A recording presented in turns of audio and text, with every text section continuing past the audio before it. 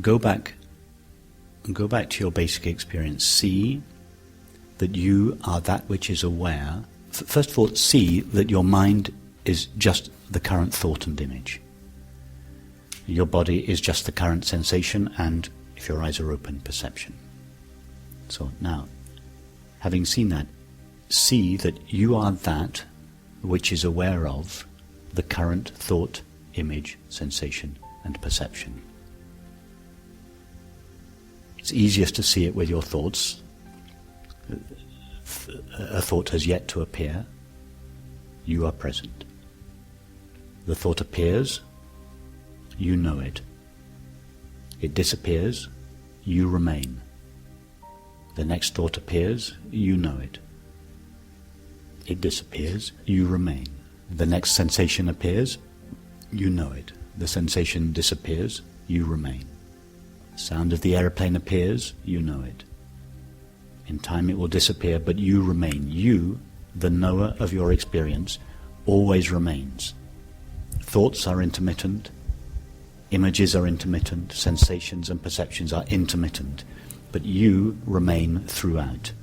You are not made out of an intermittent thought, feeling, sensation or perception. You are just made out of this pure, this substance called knowing or awareness.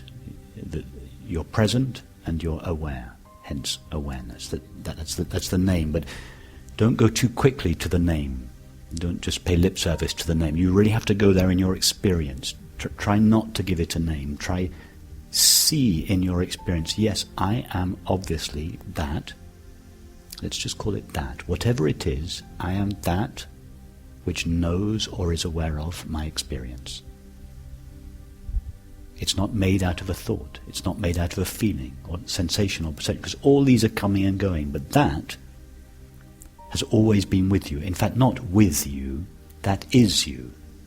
You've never ceased to be that, although you may have mistaken yourself for a cluster of temporary thoughts, feelings, sensations and perceptions. But even when you were mistaking yourself for that, or rather even when thoughts and feelings were mistaking you for that, even then you were still only that which is aware of those thoughts and feelings. That's the first step, to realize I am that which is both present and aware. And that is not made out of a thought, sensation or perception. So then you pause there. You put thoughts, sensations and perceptions at a distance, just for a while. You put them at a distance, which gives you the time and the space to really look at this that you have discovered you are. I have discovered that I am awareness. I am that which is aware. Now, what are its qualities? Because its qualities are my qualities. What is essential to it? What cannot be removed from it? Thoughts can be removed from it. Feelings can be removed from it. What can't be removed from it? Well, being and knowing are the first two. It is ever present, and it's a knowing presence or an aware presence. But then we have to go further than that and discover these three essential qualities that it has. It is ever present, it is unlimited, and it is imperturbable. Well, I won't go into the exploration in each of those cases, because we've. But those are the things. So take time, pause here, put the body-mind world at a distance. Give your attention to the knower of your experience, not the known. And discover that in its experience of itself, it is ever present, it never finds a limit in itself, and it cannot be disturbed. Its nature is peace or happiness. That's the most important one. Its nature is peace. Your nature, under all circumstances, is peace. Then, when or as that becomes clear, then go back to the thoughts, sensations and perceptions and explore them in the context of this newfound discovery.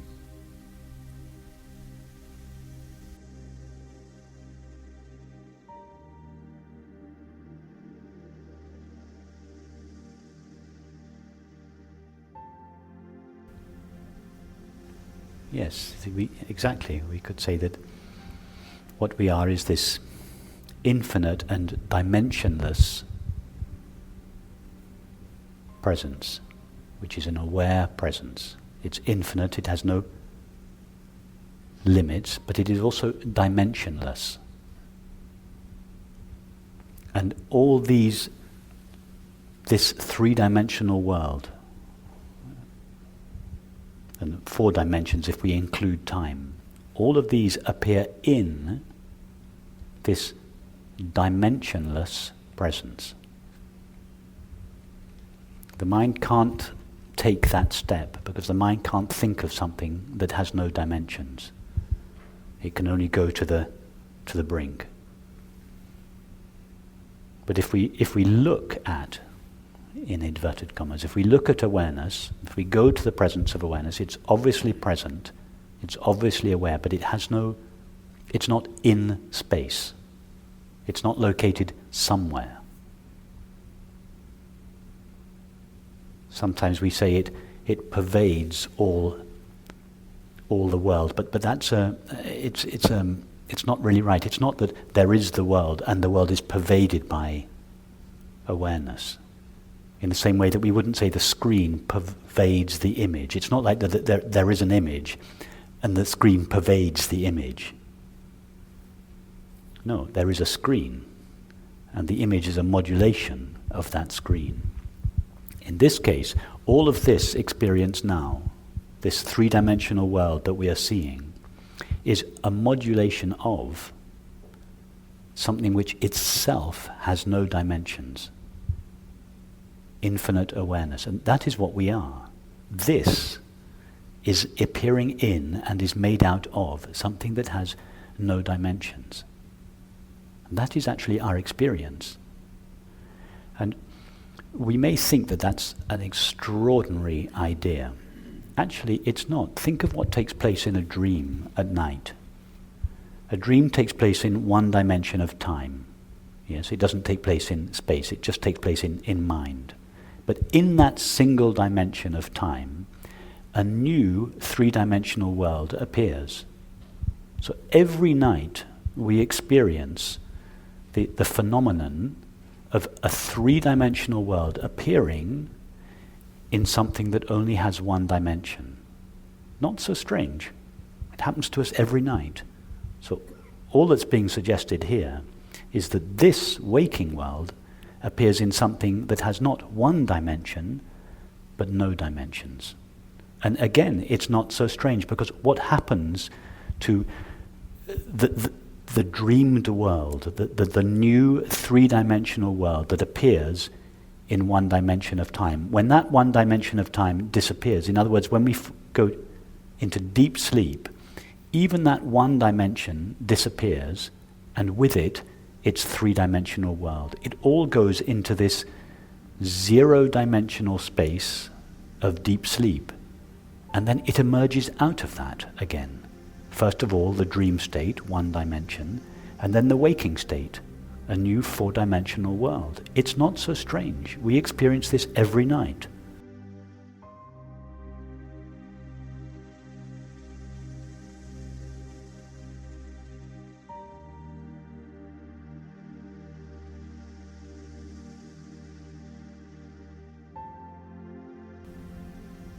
It may not be strange, but it's mind-blowing. Exactly. It's truly mind-blowing. It blows the concepts with which the mind frames experience. It blows them to pieces. It shows that they're not actually based on our experience. Yes, it's truly mind-blowing. And as an extension of that, because of its dimensionlessness, thought cannot conceptualize it. Exactly, yes. Thought cannot conceptualize it, and it's for that reason that we use metaphors. For instance,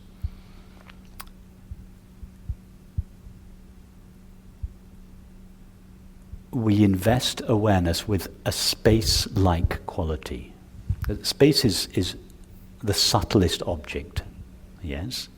So we can think of space, but we can't think of dimensionless awareness. We just can't think of awareness. So recognizing this, we say, okay, let's add the attribute of space to awareness. And we'll say that awareness is like a vast, open, empty space. This is the intermediary stage. Yeah? Now, as soon as we say awareness is like a vast, open, empty space, we can all relate to that. We can all think of that. Yes, it's like a vast sky, and the clouds appear in it. So it's just a tool to give the mind something, a direction to go in. But then, having conceived this vast space-like awareness, remove the space-like quality. And what are you left with? What you're left with is dimensionless awareness, but the mind cannot think of it. It just can't go there. So, in this teaching, we kind of take the mind again and again and again, right to the edge. We don't just say to the mind, oh, you can't get it, don't think about it. No, we say, think about it. Think about it. And through the process of thinking, the mind takes itself to the edge of its knowledge, and it comes to a natural end there, not a disciplined end, not a frustrated end, being told, oh, just stop thinking about this, you can't understand reality. That's not the real end of the mind. It just temporarily suppresses the mind. But the mind bubbles up again because it wants to know. So here we follow the mind on its little excursions, and we take it again and again and again, right to the edge of its universe. And then occasionally we just push it over the edge.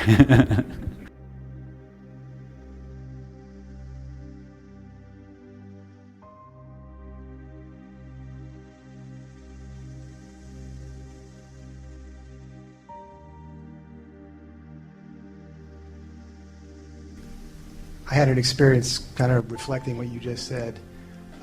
I read, right after I signed up, I read the essay about non-duality, and I was very focused.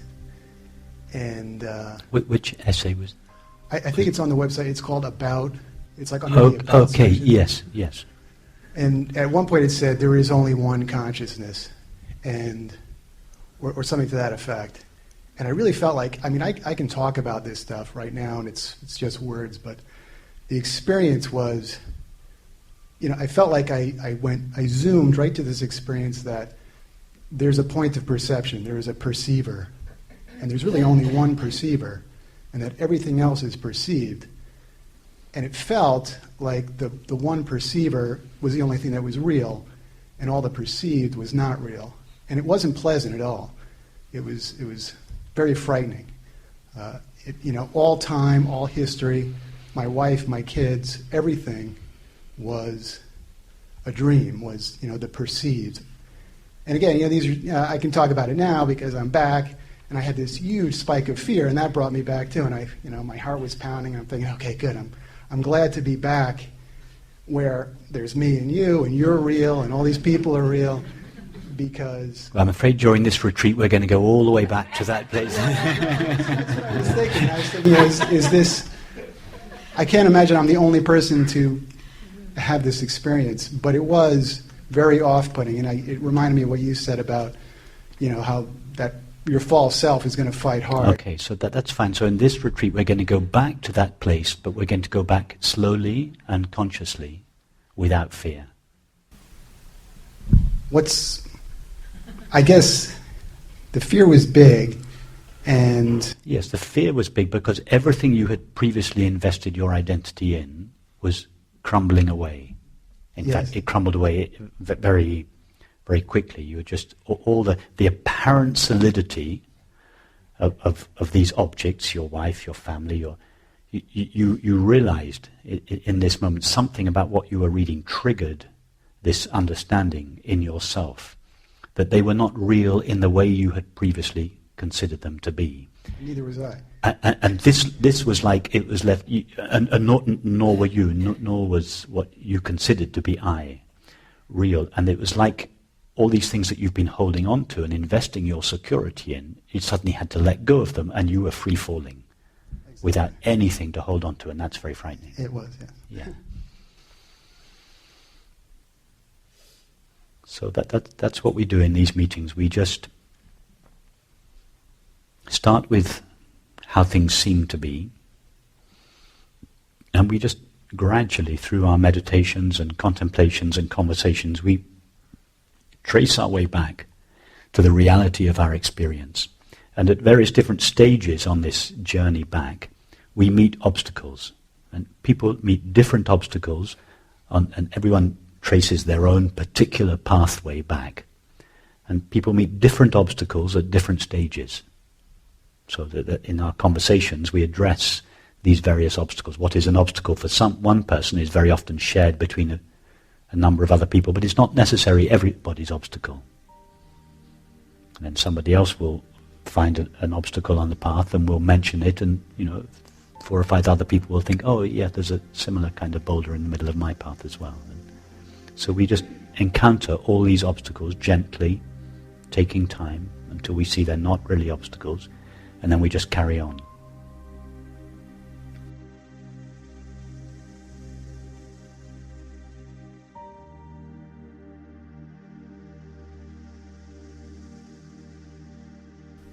So, for instance, with you, take the current perception that you're having now, the current visual perception, and that perception is of objects, yeah, a collection of objects, people, objects. So, instead of following your attention towards the objects, trace it back in the other direction. Go backwards towards the source of perception rather than the object perceived. What do you find there?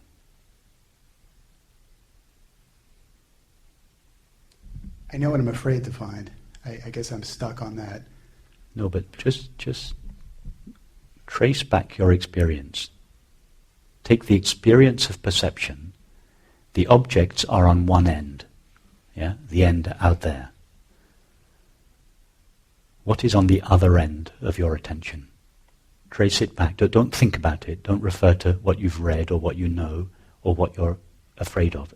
Trace it back, like walking physically along a path. It's that experiential. Trace it back to the source of your attention or perception. What do you find there?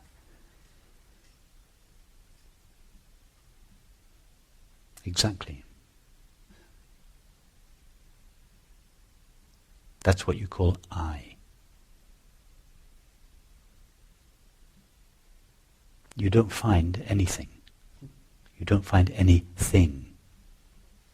You don't find a body, or a mind, or a world. But nevertheless, your experience of that is absolutely real. Perception is taking place. Objects are on one end of it. What is on the other end? I call that the perceiver, but I guess It's the perceiver. But if you ask, what is that perceiver? You don't find anything. right. It's a point, which is nothing. It's a point, but in fact, it's not even a point. A point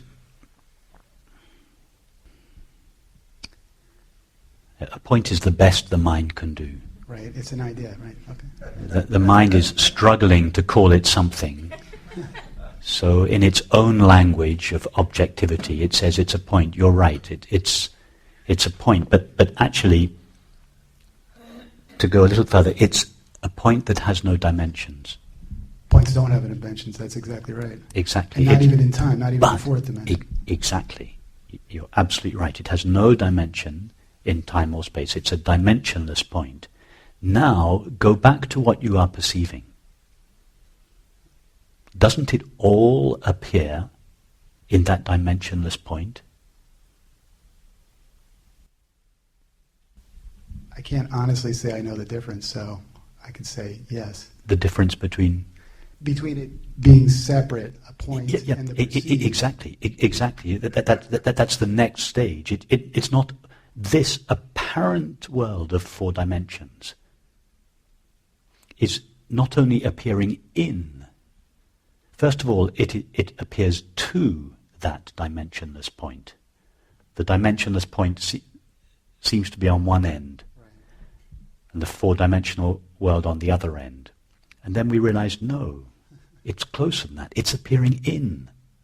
This four-dimensional reality is appearing in this dimensionless empty point. But you're right, it's even more than that. The only substance present in this four-dimensional world of time and space is this dimensionless, empty, aware point. That's the stuff it's made of.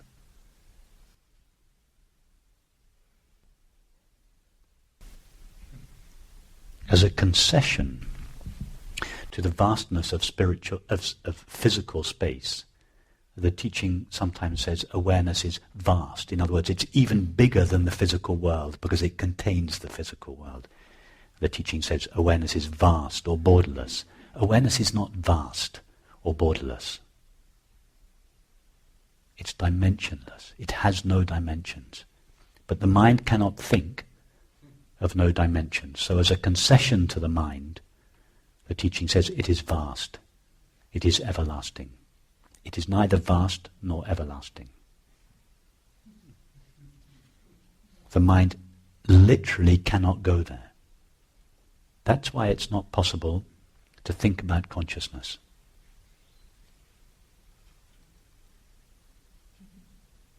My first teacher, the Shantananda Saraswati, the Shankaracharya of the north of India, said once,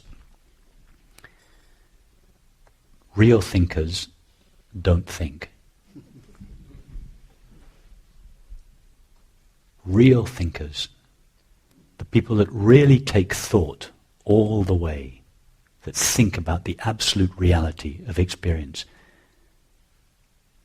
that activity of exploring reality with the mind brings the mind to an end. It is not possible to think of consciousness. The best we could do would be to think of a blank, empty space. But even that is a subtle object, a blank object. If we truly try to think of consciousness, thought comes to an end, and consciousness stands revealed.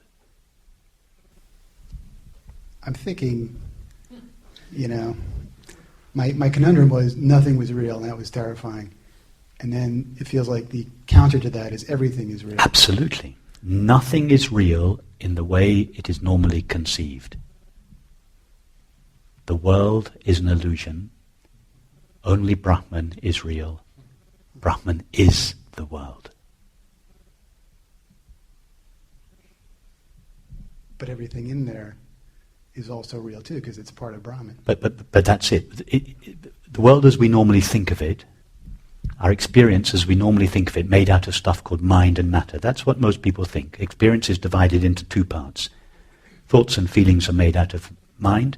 Sensations and perceptions, the body and the world, are made out of matter. That's the conventional view.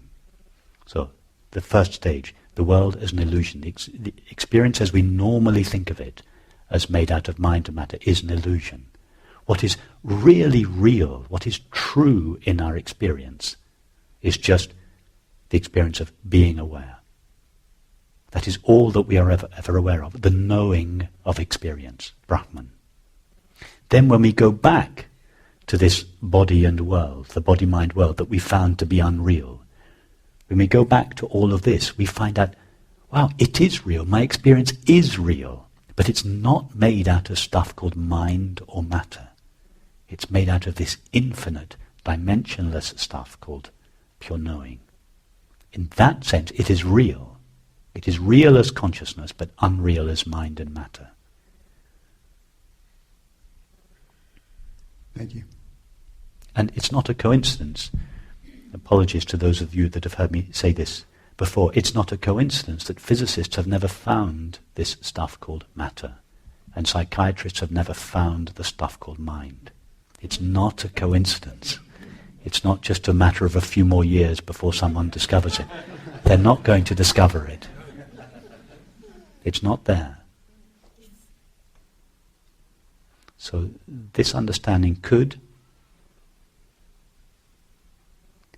generate the most terrific fear in you, because the world is just everything that you considered to be so real, everything that you invested your identity and your happiness in is just vanishing in front of your eyes. But the same understanding can be a source of such profound joy and love. Because nothing of value is being taken away from you.